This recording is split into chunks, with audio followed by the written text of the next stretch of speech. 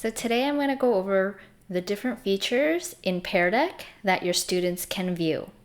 So this is the draw option where they have the ability to draw using a pencil, highlighter, creating lines, text, and then they can erase their work by clicking on erase or undo. So let me show you.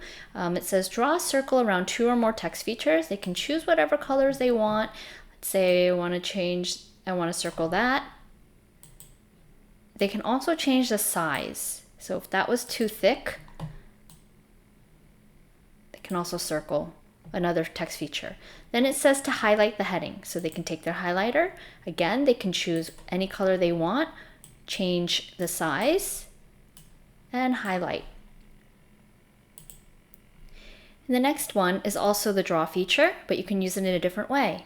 It says draw and label something you learned about your topic or your book, and use the text below to add text. So let's say they learned about plants. Then I'm just going to draw a plant.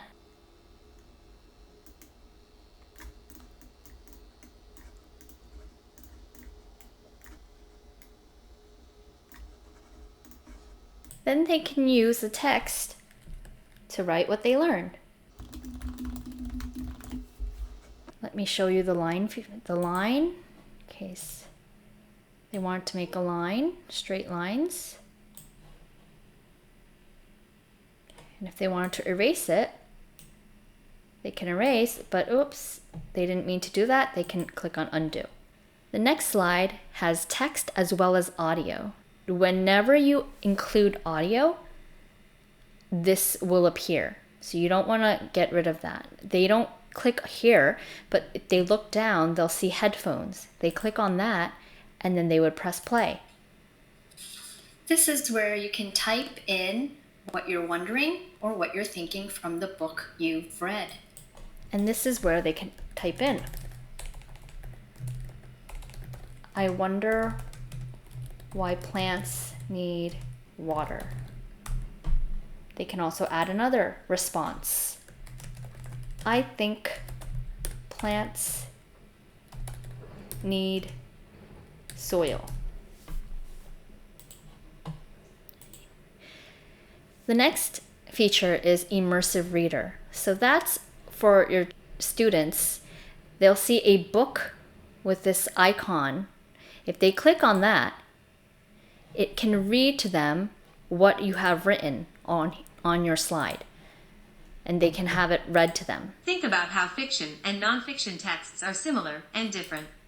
They can also change the text, the font, the size, the colors, and also change the color of the nouns and verbs and adjectives. They can also translate it into a different language if they need to. Another option is multiple choice. How do you like Pear Deck and some of the features you've used so far? So here, they would use this to choose the answer. Another example of multiple choice, you can use it in this way. If you notice down here, there's a check mark. So they don't need to submit anything. Once they answer it, it will automatically be checked off. This is called the Draggables, where they have to drag the icon. It'll show what the icon looks like, and the icons will usually be lined up right here. So here is the statement true or false. Drag the blue check mark to the correct answer. PS 69Q is located in Jackson Heights, New York. That's true, so they would do that. And as a teacher, you'll be able to view all your children's answers.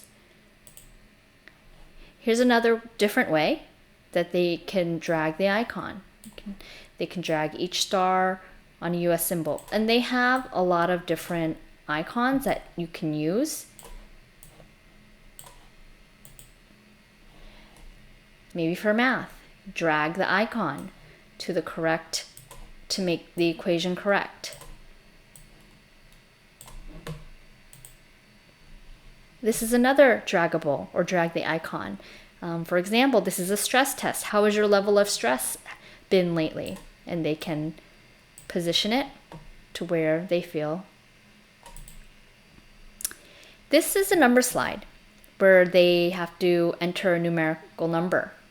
So here, they can always just use these arrows, but the easiest way and the quickest way would probably be to answer. Now let's say they put in the wrong answer, but they want to change it, they can always do it that way.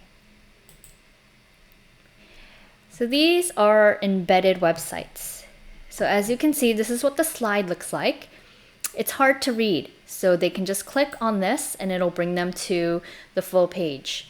This way they can read it, and then they can either click on this, which is the YouTube link that I embedded, or they can just play it from here.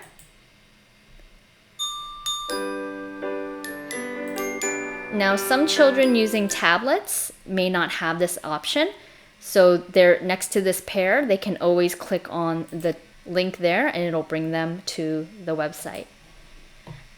The last slide that I want to show, you can also embed different websites. It doesn't always have to be a video. Again, they can click on this or they can click on this, the 4 arrows to show full screen. And this, I linked it to a book from Amplify, so they can read it like this.